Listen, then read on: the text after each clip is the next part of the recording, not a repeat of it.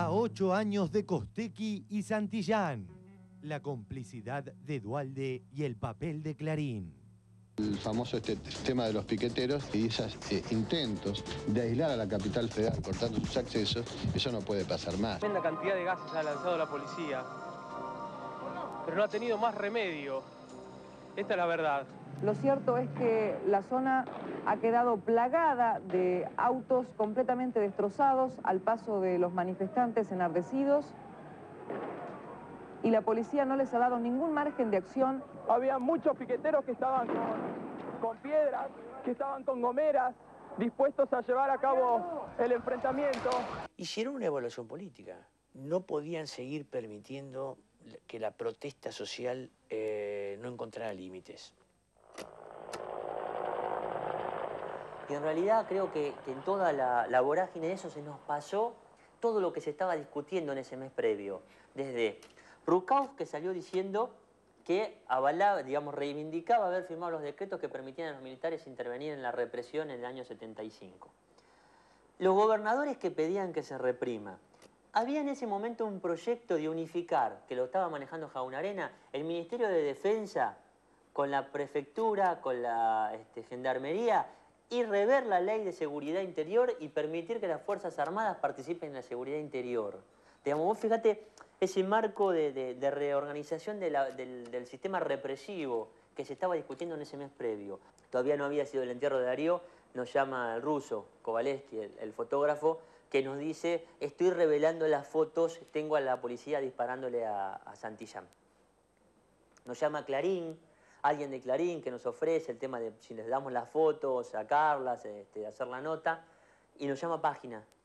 El ruso nos dice que Clarín tiene las fotos. Lo tiene a Pepe Mateo fotografiando y Pepe Mateo tiene una cámara digital, con lo cual Clarín ya tiene en computadora las imágenes. Ahí optamos por decir, bueno, Clarín nos está haciendo el verso. Clarín fue responsable en una parte muy grande de avalar toda la estrategia represiva del 26 de junio y que desembocó en 2 asesinatos casi públicos. 2 muertos es el resultado de estos enfrentamientos en el puente Pueyrredón. Dice, no se sabe aún quiénes dispararon contra los piqueteros. Este diario tiene en su redacción la secuencia concreta de cómo entran tras Darío y lo matan y publican en la tapa, no se sabe quiénes dispararon contra los piqueteros.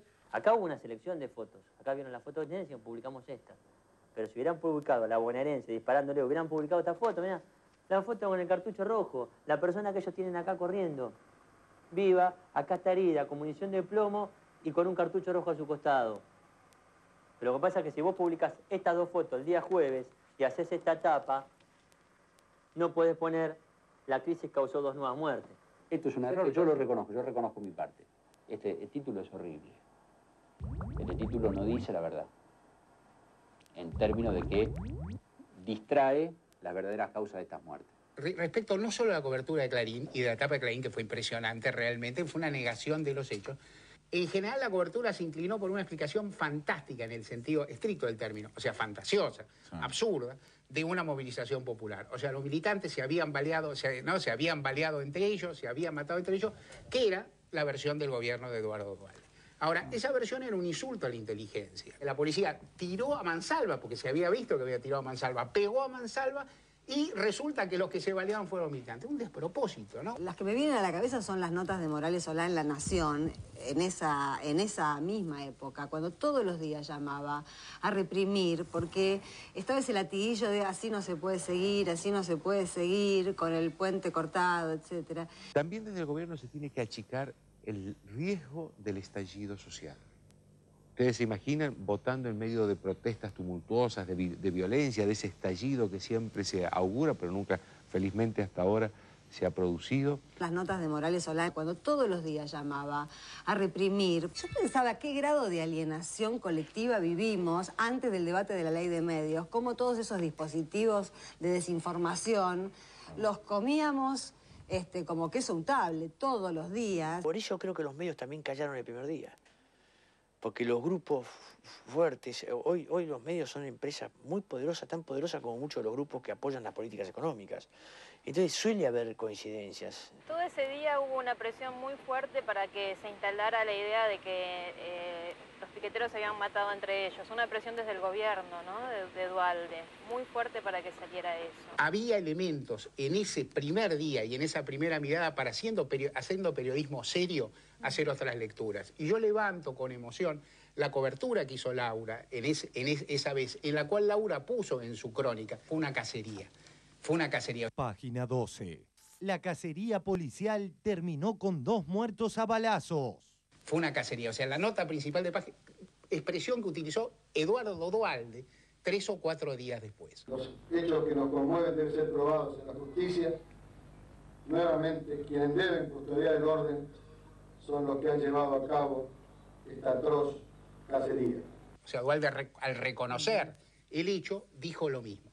Y yo digo, en ese diario escribimos el primer día, sin tener la foto, diciendo, casi con palabras textuales, fue la policía bonaerense y hoy no sabemos más. Y eso se podía escribir. Nos contamos, no éramos iluminados, no teníamos facultades extrasensoriales, sencillamente contamos lo que vimos. Página 12. La masacre anunciada.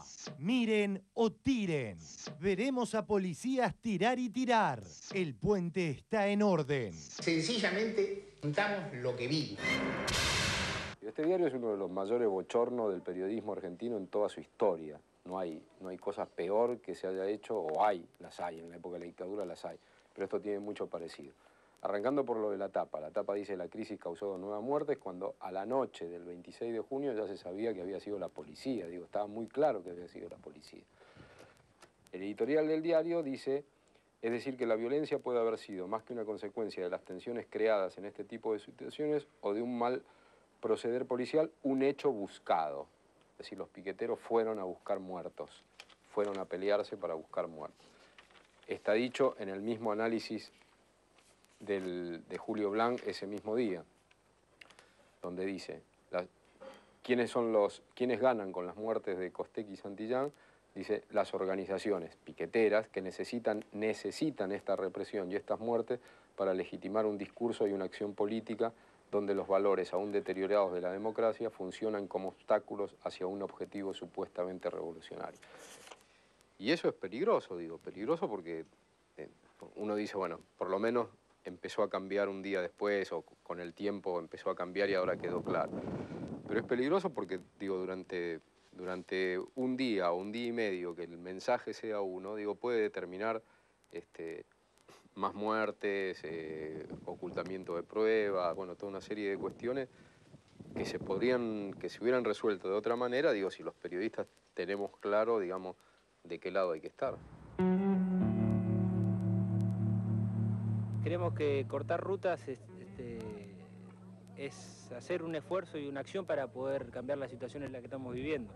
Cambiarla de fondo, no cambiar que nosotros no nos vamos a nuestras casas tranquilos porque tenemos el plan de 160 o de 200 pesos.